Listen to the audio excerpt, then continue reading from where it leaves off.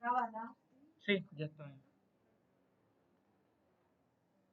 Bueno, por mi parte, disculpad estos minutos de retraso, son las 7:10. Sabéis que en la central intento ser súper puntual siempre.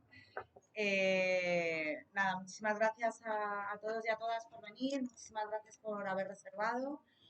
Para nosotros para nosotras es un honor formar parte de este programa de Madrid Ciudad Dantesca.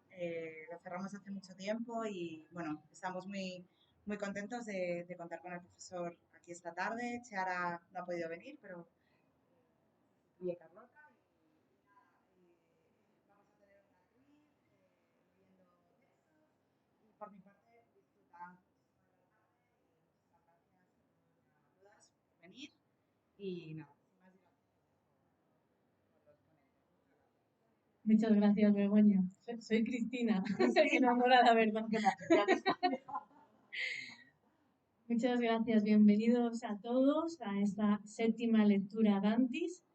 Estoy muy contenta de poder colaborar con este grupo de la Asociación de Dantología Complutense, que está llevando a cabo una labor admirable, encomiable, tantas y tantas conferencias que nos están ofreciendo. Hoy, si en la anterior lectura, que si no recuerdo mal fue a manos de Rosario Scrimieri, dejamos a Dante en la cima de la montaña del purgatorio, hoy ya nos lo vamos a encontrar puro y dispuesto a salir el stelle, con lo cual ya estamos en el estadio del transhumanare, nada menos, con todo lo que esto nos va a explicar nuestro ponente de hoy, con todo lo que esto puede conllevar y con ese cambio total de perspectiva de eso es toda otra concepción de la poesía a la que vamos a ver.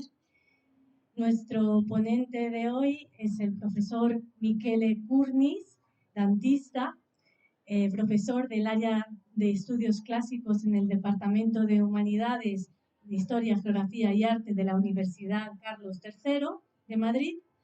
Y aparte de todos sus grandes méritos como profesor que ha trabajado en Turín, en Génova, etc., es ante todo un gran estudioso del mundo clásico, de los manuscritos, y de esto nos da buena muestra la maravillosa exposición que ha hecho, que ha comisariado últimamente en la Biblioteca Nacional, en la que nos ha presentado 700 años entre infierno y paraíso, todos los manuscritos que se pueden encontrar en nuestra biblioteca de Dante, no solo de la Divina Comedia, sino de otras obras suyas.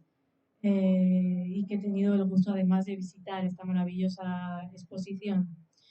Y bueno, él nos va a guiar entre teología mística y entre lo inefable, en una interpretación del segundo canto del paraíso, pero antes vamos a disfrutar, como siempre, de la interpretación que siempre emociona de Carmen Aldama, que nos va a leer unos versos en español.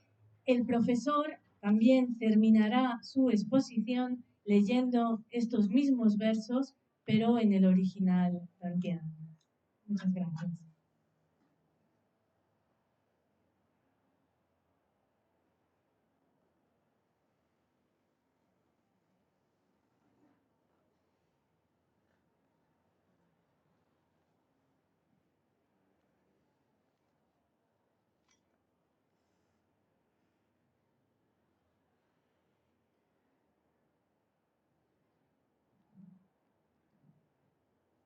Muchas gracias, Cristina. Creo que se me escucha bien al fondo. Muchas gracias por venir. Es muy emocionante volver a ver a gente en actos escénicos con los aforos habituales. Voy a leer la primera parte del canto primero, que va de los versos 1 al 27 y del 65 del 64 al 75, y luego el canto segundo, también del verso primero al verso 9 y del 112 al 148 para que nos ubiquemos un poco. Sí, igual sí, mejor. Ahí mejor.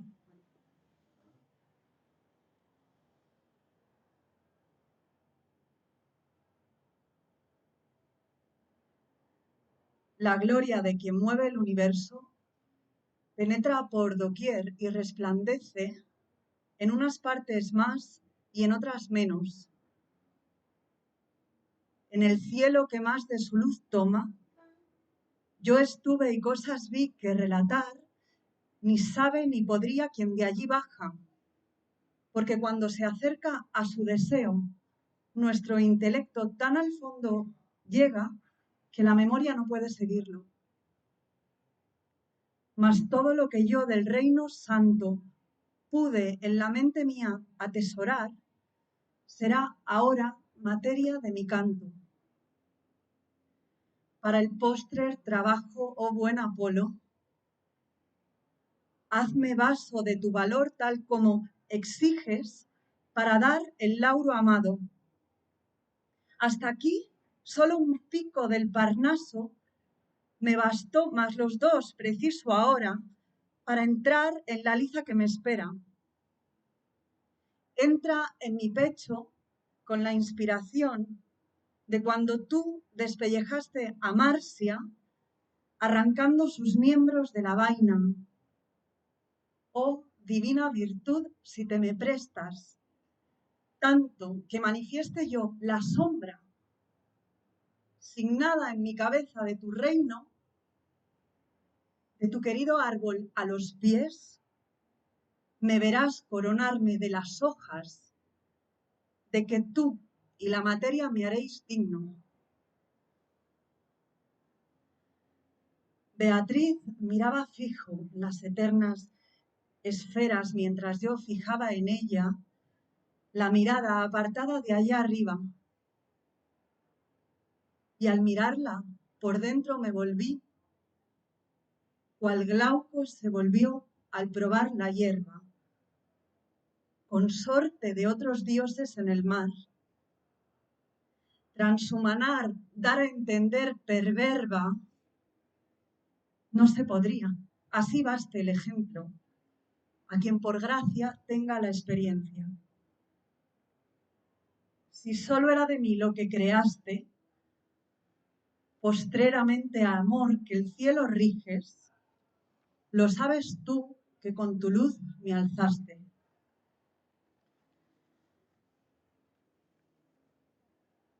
Y ahora empieza el canto 2.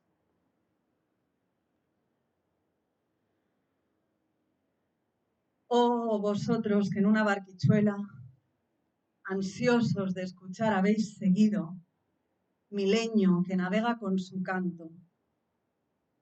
Volved a vuestras playas, no os metáis en alta mar, ya que posiblemente, si me perdéis, también os perderíais. Nunca se recorrió el agua que surco. Minerva sopla y me conduce a Apolo, y me enseñan las osas 9 musas.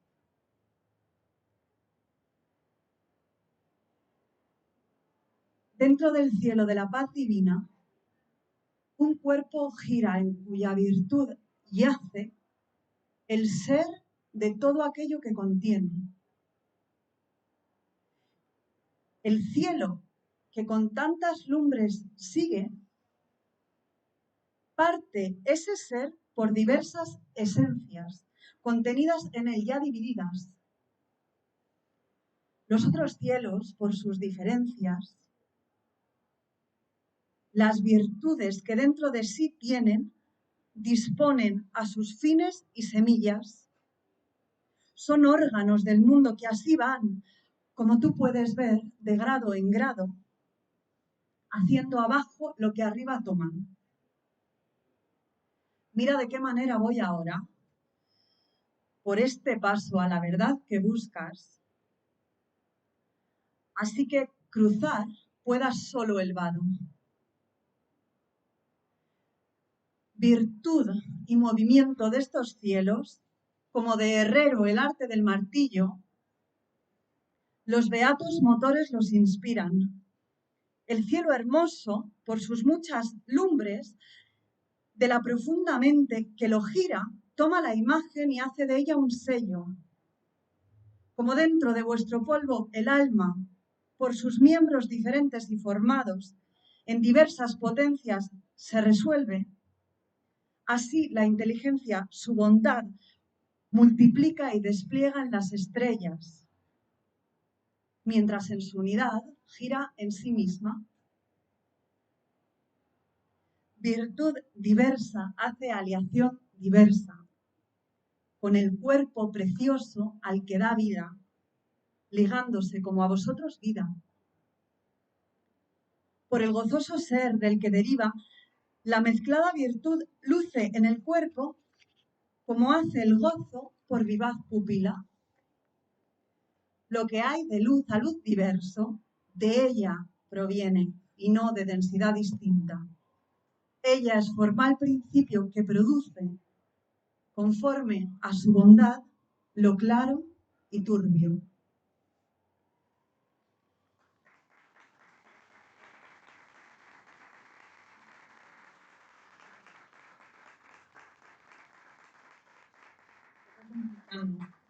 Te toca a ti.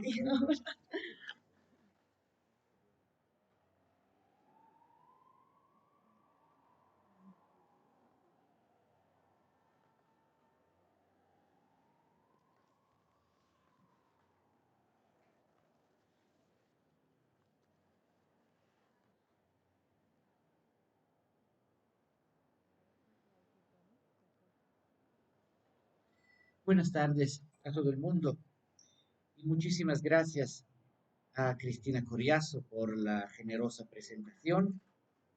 Muchísimas gracias a Begoña Minguito de la librería La Central, que es la dueña de la casa en la que tenemos el placer de inaugurar las lecturas relativas al paraíso. Y por supuesto, muchísimas gracias a Carmen Aldama por la lectura. Y le felicito, Carmen, porque ha sido una clase magistral de lectura. En particular, en el caso del paraíso, un filólogo romance muy importante, muy renombrado, y también hispanista, Cesare Segre, decía que la lectura bien hecha, por supuesto, de Dante, ya es un acto crítico. Y efectivamente, esclarecer el sentido de la palabra de Dante, en particular en el paraíso, es una tarea muy, muy difícil. Y a mí me toca la tarea de hablar de los primeros dos cantos. Yo conozco a muchas personas, muchos amigos, lectores, colegas, que llegados al paraíso, después de haber finalizado la lectura de Infierno y Purgatorio, han abandonado la empresa.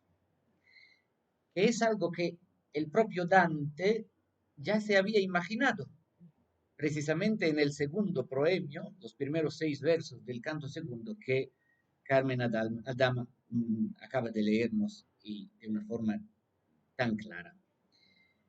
Espero que mi lectura introductoria no tenga la misma consecuencia, es decir, que sea la decisión de abandonar definitivamente la lectura del paraíso. No existe una neta separación narrativa entre el final del purgatorio, ambientado en el paraíso terrenal, y el comienzo del paraíso. Paraíso en el sentido de tercera cántica de la comedia, ahora ambientado en el paraíso celestial.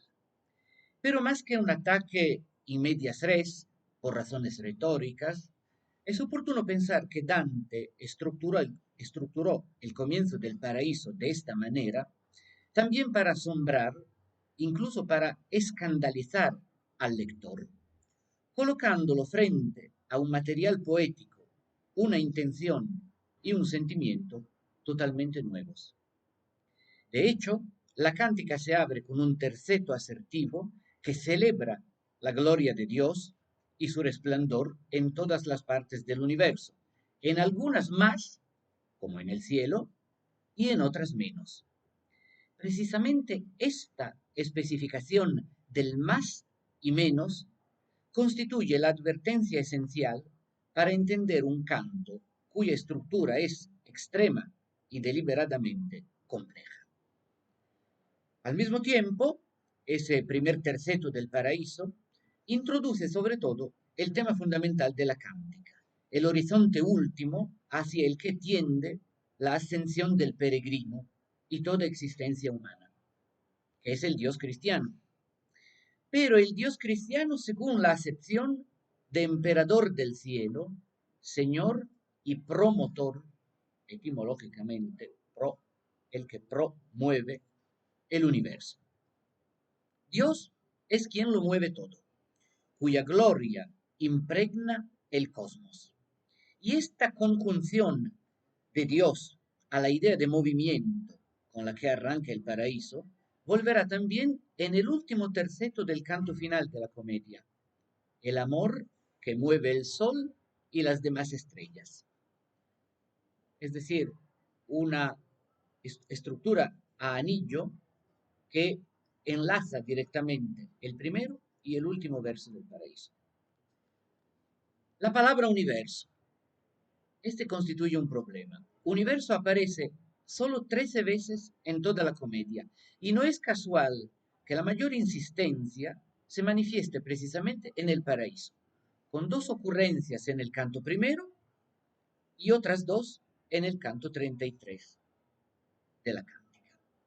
A diferencia del mundo, el mundo que Dante define como el reino sin fin de la amargura, paraíso 17, ese mundo que es la dimensión de la corrupción y la distorsión frente al camino recto, el mundo como lugar de las tinieblas y el pecado, el universo, por el contrario, es la articulación divina de los planetas y las estrellas, cuyo movimiento simboliza el anhelo hacia el Creador. En definitiva, el universo es la parte de la creación que ha conservado la perfección original a la que tiende el alma humana. Entonces el paraíso comienza con una afirmación de carácter astronómico. Si hasta ahora Dante se había movido con dificultad en el mundo sublunar, aquel mundo que está inmóvil en el centro del cosmos y lejos de la irradiación de la luz divina, ahora Dante se mueve con prodigiosa facilidad por un espacio de luz extremadamente móvil que gira sin cesar y es movido por la voluntad divina. Relacionada con ese movimiento impreso por Dios está la gloria, es decir, la máxima dignidad del ser sobrenatural que se extiende por todo el universo. Pero esta gloria no tiene una función enfática dentro del poema. De hecho, se coloca al comienzo del paraíso como palabra inicial porque Dante alude a su elemento constitutivo, es decir, la gracia. Tomás de Aquino había definido precisamente la gracia como semen gloriae y, al igual que la fe, como vitae aeternae quaedam incoatio, es decir, el germen de la gloria y una especie de arranque hacia la vida eterna. Al asumir implícitamente esta definición de gracia, Dante hace explícito su doble desenlace de movimiento y gloria, pero combinado con Dios, que es quien dispensa la gracia a los seres humanos precisamente a través de aquel movimiento universal que Dante ahora aprecia cielo tras cielo. Desde los primeros versos de la cántica, por tanto, el poeta presenta la materia de su canto como el poema de la gracia, orientado hacia la cumbre del ser. Después de todo el agotador ejercicio de la vista por los círculos del purgatorio hasta el paraíso terrenal, cuando las luces y el esplendor angelical deslumbraban y casi cegaban los ojos del poeta, ahora Dante es capaz de mantener un poco más fija la vista del sol, precisamente porque se encuentra en el lugar que Dios creó originalmente para la especie humana, donde puede ejercitar más plenamente, siguiendo el ejemplo de Beatriz, sus facultades sensoriales. Esta, en definitiva, es la única acción auténticamente narrativa de todo el canto primero del paraíso. Poder mirar un poco más a la luz del sol y darse cuenta de un aumento inconmensurable de brillo en el espacio, como si Dios, escribe Dante, hubiera añadido otro sol, una segunda fuente de luz al cielo. Sin embargo, del verdadero progreso narrativo, Dante ni siquiera se da cuenta, y es la palabra de Beatriz la que pone de manifiesto lo que realmente está sucediendo. Más rápido que un rayo, el poeta asciende hacia el cielo, se dirige hacia la esfera de la luna, pero el hombre mortal, como es Dante, no nota este movimiento. Aquí está la polaridad del cielo, el más y el menos que coexisten en la percepción y la comprensión. Dante se da cuenta de la duplicación de la luz y sostiene la vista del sol por más tiempo, pero ignora la causa de todo esto. Ignora también cómo es posible atravesar las esferas del cielo sin encontrar ningún tipo de resistencia. Y Beatriz interviene. Beatriz interviene para explicarlo todo, incluso con un poco de compasión por la desoladora ignorancia de los mortales ante el fenómeno de la gloria divina. El más, determinado por la huella del valor eterno, versos 106 y 7, choca con la resistencia de la materia a aceptar el sello del Creador.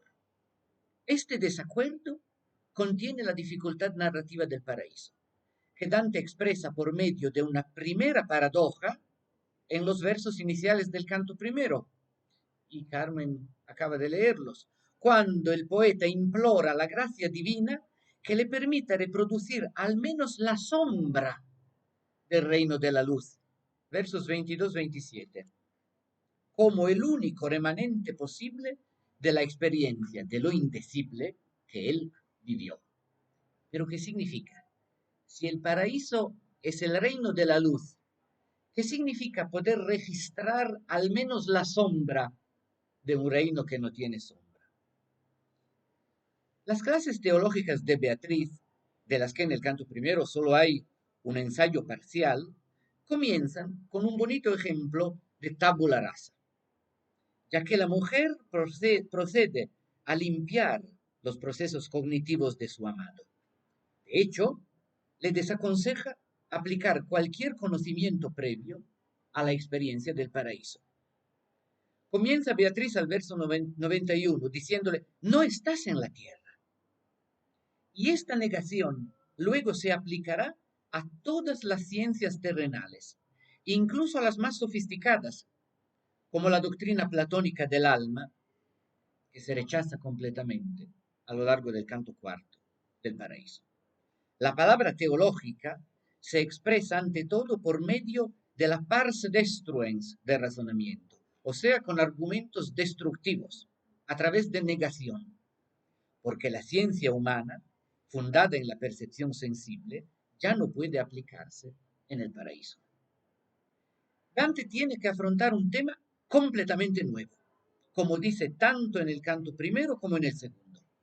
Además, es una forma de conocimiento que nadie puede decir si desde allá, desde el cielo, desciende.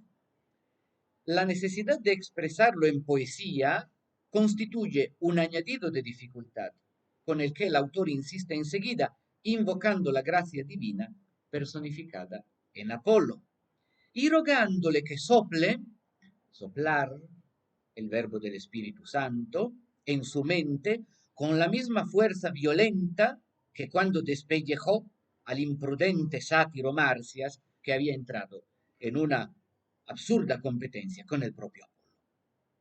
Incluso esta invocación, aludiendo a un episodio de brutal castigo, de arrogancia mortal, es un signo del tratamiento distinto que la mitología clásica sufre en el paraíso, usándola Dante no como un ejemplo histórico o moral como había ocurrido en el infierno y en el purgatorio, sino como un imperfecto paralelo al rapto poético, al apoderamiento espiritual o incluso a la transfiguración del ser mortal.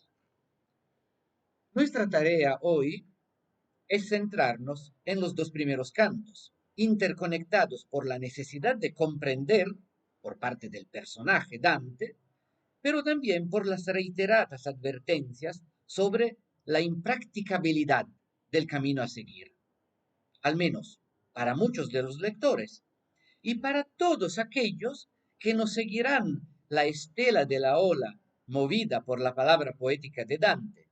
Este es el mandato verdaderamente terrible del llamado segundo proemio del paraíso al comienzo del segundo canto, que Carmen Aldama acaba de leernos.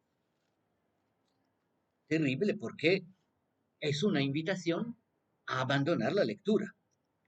Oh vosotros que ansiosos de escucharme, en pequeña barquilla habéis seguido tras de mi nave que cantando avanza. Volved, volved al litoral del que partisteis. No entréis en alta mar. Si me perdéis de vista, acabaréis extraviados.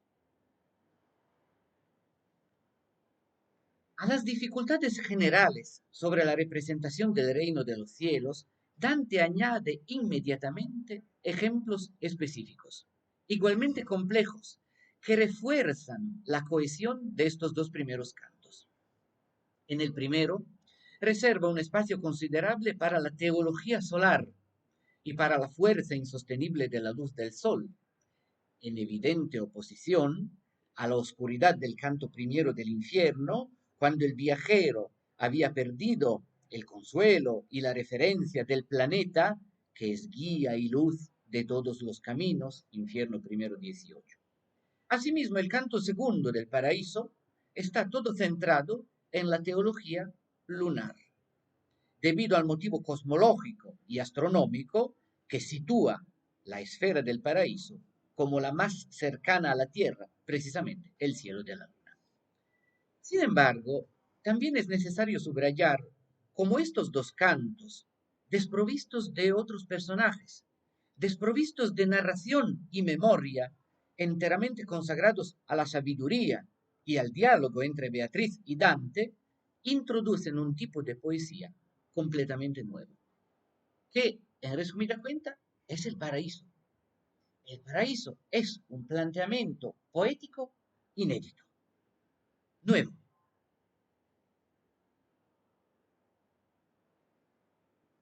Los versos 70 y 72 del transhumanar, de hecho, son válidos para toda la cántica e identifican una condición que no es momentánea, sino constante, y que el lector debe recordar y aplicar a todos los 33 cantos de la tercera cántica. El cielo, nos advierte Dante, es indescriptible.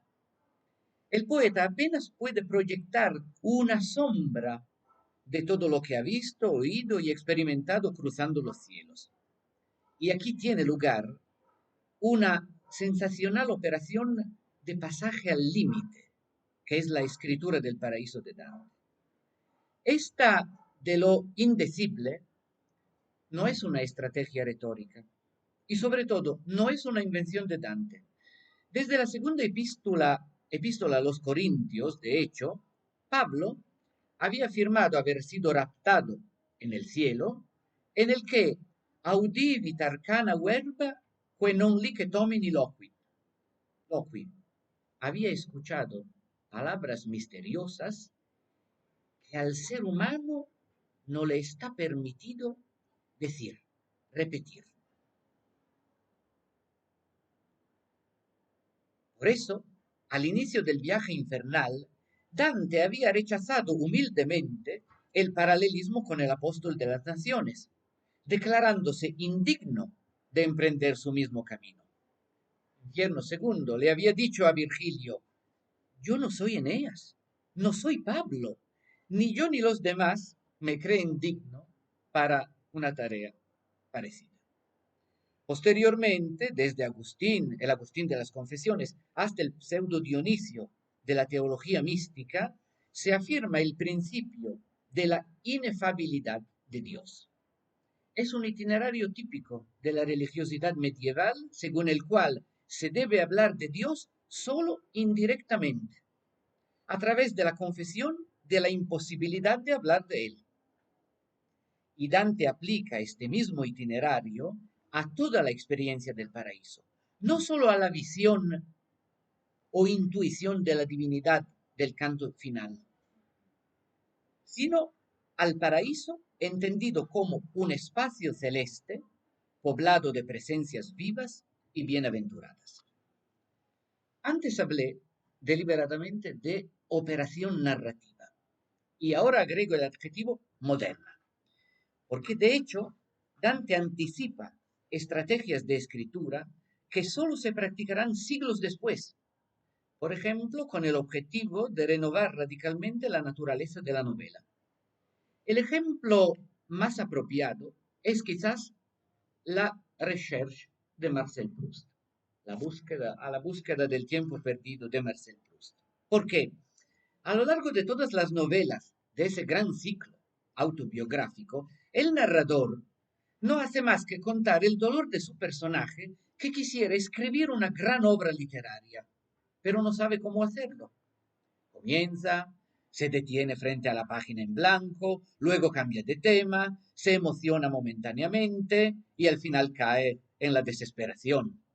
Varias veces decide abandonar la empresa, luego la reanuda y sin embargo, al final de la obra, al final de la recherche, a pesar de todas estas protestas, a pesar de la crónica ininterrumpida de la quiebra de la empresa, la gran obra está allí. Y el lector acaba con la lectura. Está allí completa y gigantesca. Y es la propia recherche, la que se ha ido construyendo lenta y persistentemente, gracias justo cuando el narrador repetía que no iba a lograrlo. El caso del paraíso es extraordinariamente parecido, pero se remonta a unos 600 años antes con respecto a Proust.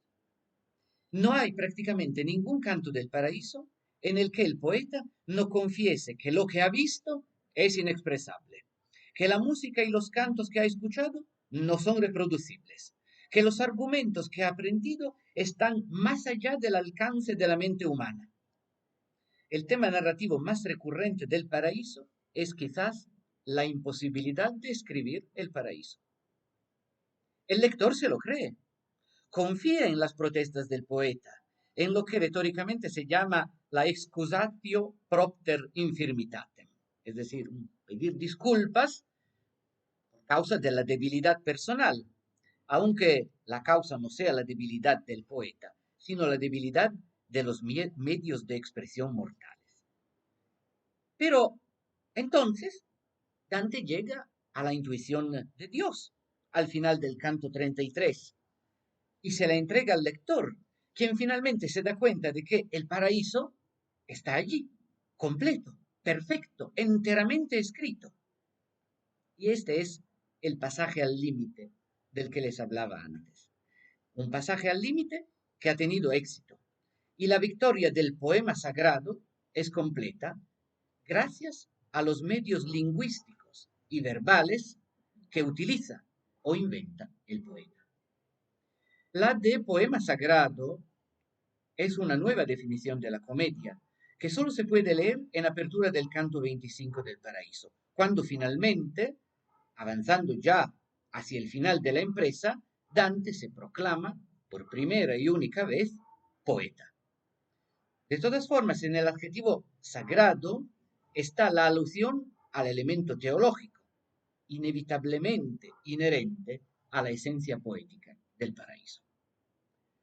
No puede salir de la realidad del lenguaje, no se puede salir de la realidad del lenguaje si no es por medios verbales. Esto lo dijo Italo Calvino. Dante, por lo tanto, recurre a medios verbales excepcionales e inéditos, inventando muchas veces nuevas palabras, como el transhumanar, que siente al llegar al cielo de la luna. Y en el transcurso de la cántica propondrá numerosas acuñaciones verbales que son un intento de declinar poéticamente los conceptos teológicos, casi siempre en relación con la metamorfosis de lo individual en lo múltiple, de lo humano en lo divino o del tiempo en la eternidad. Es la dimensión fundamental del paraíso. Endiarse, entriarse, ensiembrarse, todas acuñaciones, todos intentos de expresar la ida al más allá de lo humano que el paraíso supone. Hace muchos años, en un libro de 1992, Teodolinda Barolini escribió que el motivo conductor, el leitmotiv del paraíso, es la tensión provocada por la paradoja del uno y lo múltiple. De hecho, es así. Dante cruza los cielos dirigiéndose hacia el encuentro con el Dios único e inefable, pero se ve obligado a declinar las manifestaciones de la divinidad por medio de un sinfín fenomenológico. Y aquí está el reto de la narración del paraíso. El sol y la luna de los cantos primero y segundo son los dos primeros grandes ejemplos de este reto. Mucho más de lo que hizo con la ayuda de Virgilio, Dante ahora confía en la figura de la teología y al mismo tiempo la mujer amada y guía a la salvación, que es Beatriz. Es precisamente Beatriz, la mujer, quien introduce al peregrino celestial en una nueva dimensión cognitiva, que Dante solo comprende y practica poco a poco y gradualmente. En las explicaciones de Beatriz, especialmente en la del canto segundo, relativa a las manchas lunares, la física coincide con la metafísica, ya que las palabras de la guía ilustran la ciencia no humana, sino la divina. Y es por ello que el material del segundo canto se configura como una primera clase de teología del paraíso, una clase cuidadosamente presentada y muy bien estructurada. La acción narrativa del canto segundo es aún más reducida que la del canto primero. Dante y Beatriz llegan a la esfera de la luna, que aparece como una nube blanca, brillante y transparente. El peregrino tiene la impresión de estar en un diamante golpeado por los rayos del sol.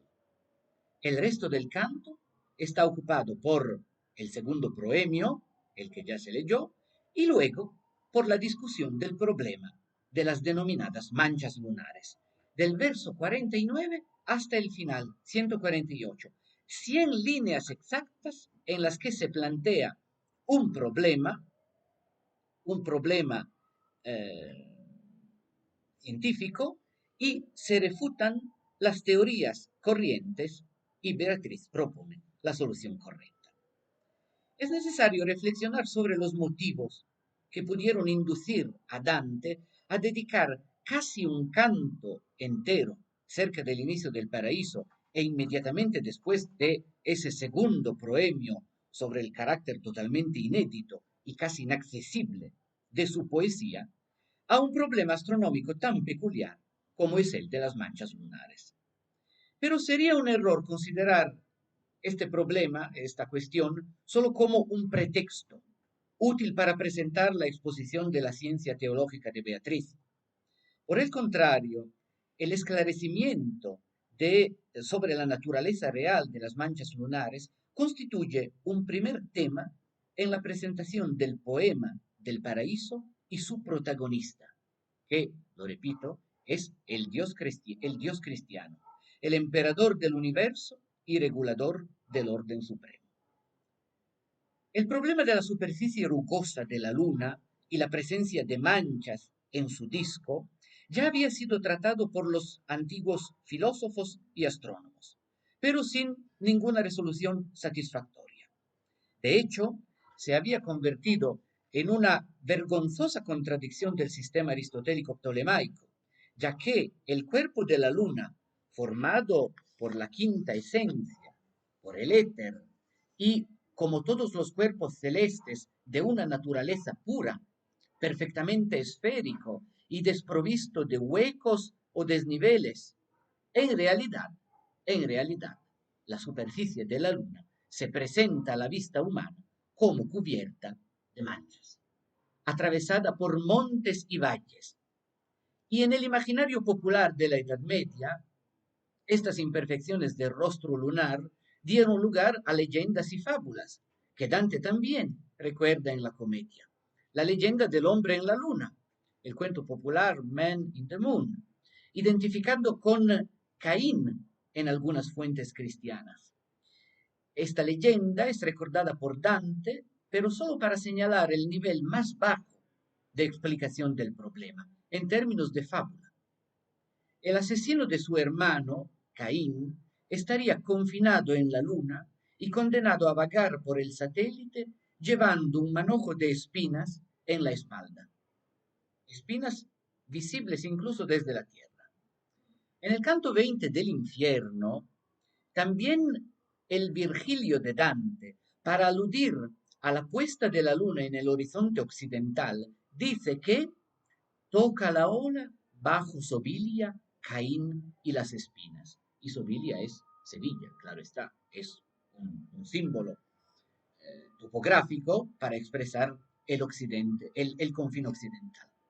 Pero más allá de los cuentos folclóricos y las supersticiones populares, la sombra que caracteriza a la luna introduce un elemento heterogéneo y perturbador en la perfección del cosmos, en contraste con la pureza de la que están hechos los cielos. Nada más entrar en el paraíso celestial y caminando hacia el esplendor de la perfección divina, Dante no puede ignorar este problema y trata de resolverlo de la manera más coherente, sin esconder ninguna dificultad. En el Liber Introductorius, literalmente un libro de introducción de Miguel Escoto, que es el manual de astronomía más difundido en la época de Dante y ciertamente presente entre las lecturas del poeta, la luna se define como significatrix en latín, es decir, capaz de operar sobre la realidad terrestre mediante influencias y signos.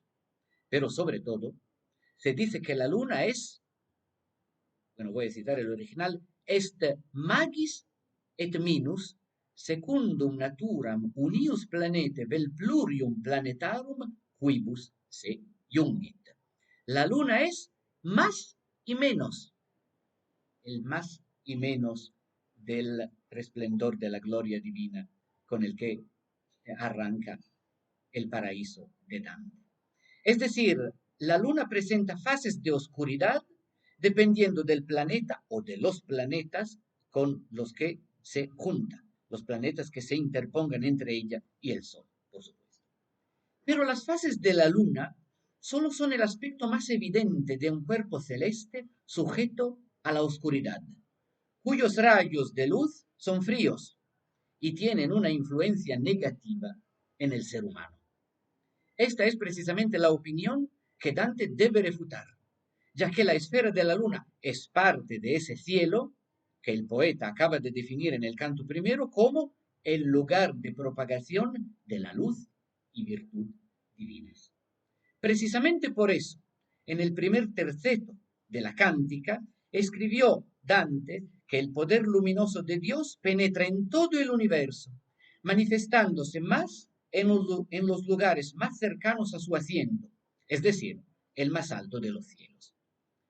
Algunos escritores cristianos habían intentado depurar la supuesta conexión de la luna con el pecado, y así lo hicieron algunos astrónomos, en especial Averroes en el comentario al De Coelo, al Tratado sobre el Cielo de Aristóteles, y luego en su tratado de Substantia Orbis, la sustancia del mundo, hipotizando que en el cuerpo del satélite habría áreas de mayor o menor densidad del éter que en el reflejo de luz produciría el efecto de manchas oscuras a los hombres en la tierra.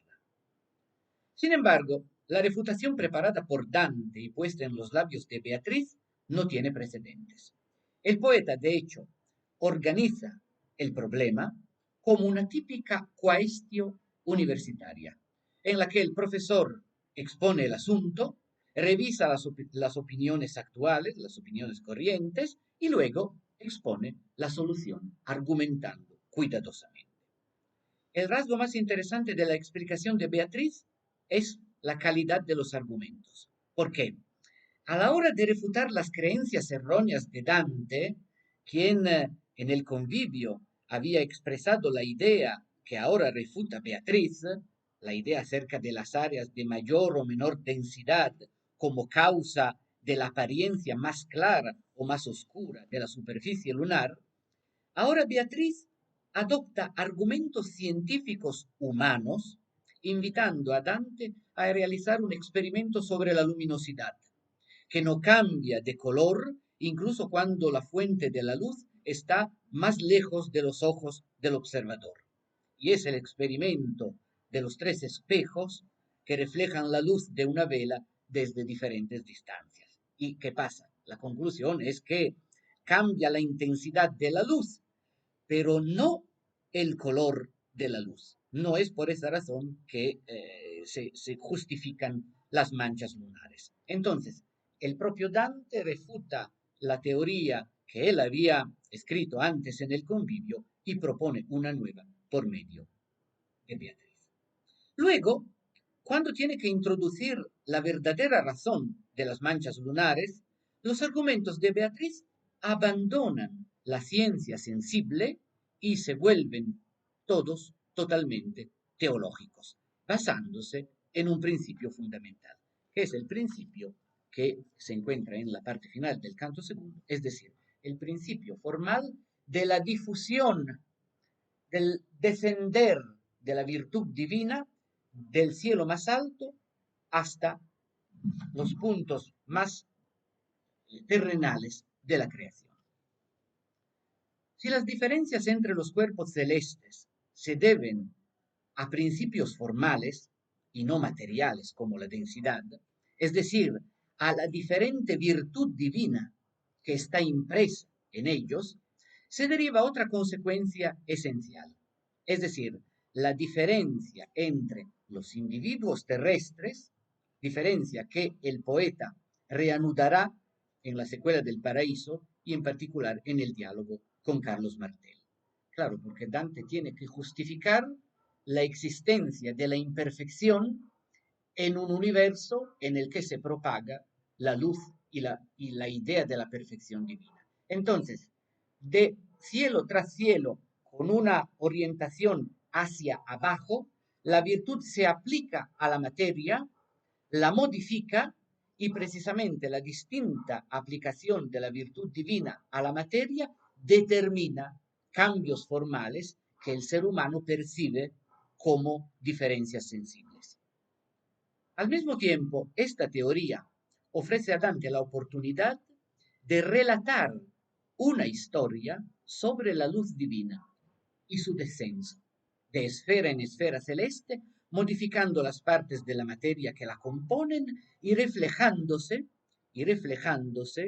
en las realidades últimas de la creación, es decir, la tierra y los seres viventes. Como escribió Anna Maria Chiavacci Leonardi al introducir el canto segundo del Paraíso, los versos pronunciados por Beatriz son un magnífico ejemplo de narración teológica, en la que se cuenta la historia de la luz y la virtud, que se generan en el intelecto divino y se propagan de nivel en contacto con la creciente imperfección de la realidad sensible. Al leer esta pars construens de razonamiento del discurso de Beatriz, es decir, la que por fin construye la solución del problema, el lector aprecia un movimiento descendiente de la luz divina que desde lo alto del cielo se acerca a la tierra, resumiendo así de esta forma una especie de primer capítulo de la historia universal. De la misma manera, una nueva sabiduría, gracias a la iluminación de la gracia, impregna el texto poético de Dante y nos permite comprender la pluralidad, el gran problema de la pluralidad de las manifestaciones del ser en el mundo sublunar. Contando con estos nuevos supuestos conceptuales y cognitivos, basados en la poesía de la luz y el poder vivificante de la propia luz divina, Dante supera un primer nivel, el astronómico, del conocimiento celestial, el nivel de las entidades sobrenaturales, los cuerpos celestes, como la luna. Y ahora, a finales del canto segundo, está listo para iniciar un diálogo con los seres vivos, aquellos seres que pueblan los cielos, almas de hombres y mujeres mortales que ahora viven en la condición de vida más auténtica, es decir, la condición de las almas beatas, fuera del espacio e incluso fuera del tiempo humano. Muchísimas gracias por su atención.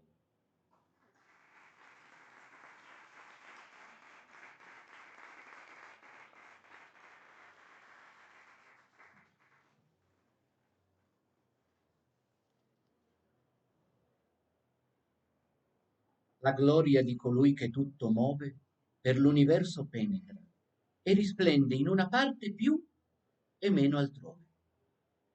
Nel ciel, che più della sua luce prende, fui io, e vidi cose che ridire né sa né può chi di lassù discende. Perché appressando sé al suo disire, nostro intelletto si profonda tanto che dietro la memoria non può ire. Veramente, quant'io del regno santo nella mia mente potei far tesoro, sarà ora materia del mio canto. O buono Apollo, all'ultimo lavoro fammi del tuo valor sì fatto vaso, come dimandi a dar l'amato all'oro. Infino a qui, l'un gioco di Parnaso assai mi fu, ma or con amendue me uopo intrar nella ringo rimaso. Entra nel petto mio e spira tue, sì come quando Marsia traesti della vagina delle membra sue. O divina virtù, se mi ti presti tanto che l'ombra del beato regno segnata nel mio capo io manifesti, vedraimi al piede del tuo diletto legno venire e coronarmi delle foglie che la materia e tu mi farai degno.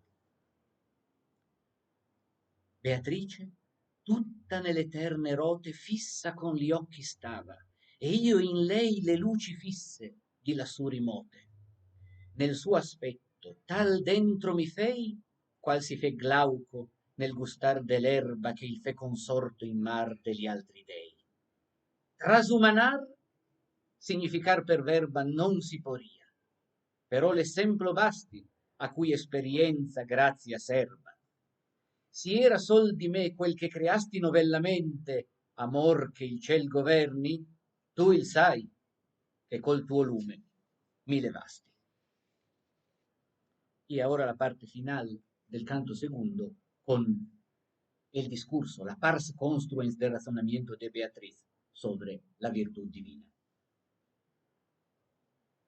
Dentro dal ciel della divina pace si gira un corpo, nella cui virtute l'esser di tutto suo contento giace. Lo ciel seguente, che ha tante vedute, quell'esser parte per diverse essenze, da lui distinte e da lui contenute. Gli altri giron, per varie differenze, la distinzione che dentro da sé hanno, dispongono a lor fini e lor semenze. Questi organi del mondo così vanno, come tu vedi omai, di grado in grado, che di su prendono e di sotto fanno. Riguarda bene omai, siccome io vado per questo loco al vero che disiri, sì che poi sappi sol tenerlo guado. Lo moto e la virtù di santi giri, come dal fabbro l'arte del martello, dai beati motor convien che spiri. E il ciel, cui tanti lumi fanno bello, della mente profonda che lui volve, prende l'image e fassene suggello. E come l'alma, dentro a vostra polve, per differenti membra e conformate a diverse potenze si risolve, così l'intelligenza sua bontate moltiplicata per le stelle spiega, girando sé sovra sua unitate. Virtù diversa fa diversa lega col prezioso corpo che l'avviva, nel qual sì come vita in voi si lega. Per la natura lieta, onde deriva, la virtù mista per lo corpo luce, come letizia per pupilla viva. Da essa vien ciò che da luce a luce pur differente, non da senso e raro, essa è formal principio che produce, conforme a sua bontà, lo turbo e il chiaro.